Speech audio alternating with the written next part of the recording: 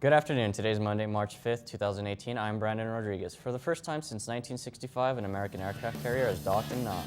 And I'm Sage Murphy. A bacteria bomb may be floating in space. The news is next.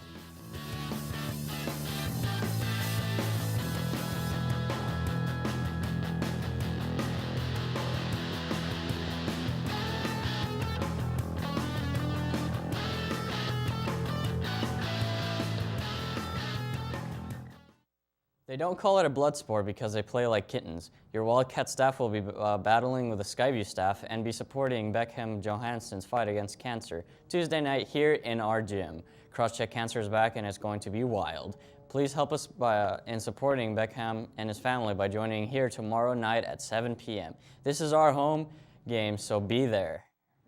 Seniors, please consider applying for the 2018 Wildcat Booster Scholarship. Applications are due by April 2nd. Your parent or guardian must be a booster member, but that only costs $10 to join. Forms are in the front office. Apply today. You'd be surprised how many scholarships go unclaimed because people don't apply.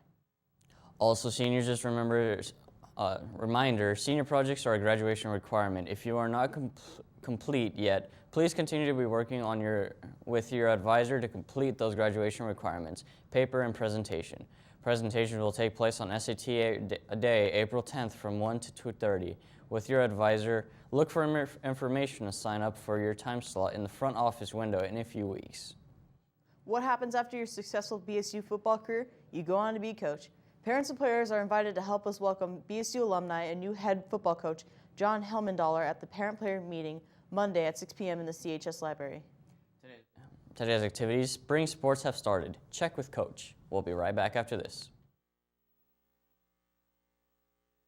Is your high school career looking a little like this? Well, then maybe you should try coming in on time and not cutting class, you irresponsible people. Look, guys, we understand. School may not be the most entertaining thing in the world, but you only got a few years to go, so just power through it and get to class. Remember, guys, if you miss 6 classes or more, you're gonna miss out on that credit. Just take some responsibility in your life and go to class. It's really not that hard.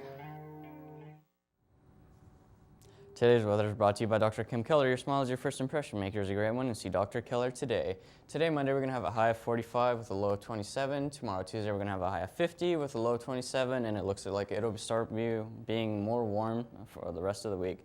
Back to you, Sage.